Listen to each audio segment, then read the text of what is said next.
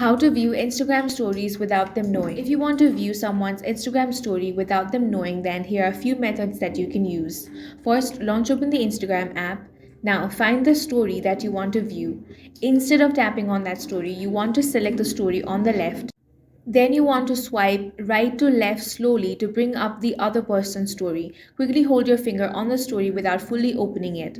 After holding it, exit the story section. This method ensures the story is not marked as seen, but you've still viewed it. Next method is you simply want to open your control center or notification center, then you want to turn off Wi-Fi or mobile data and enable airplane mode.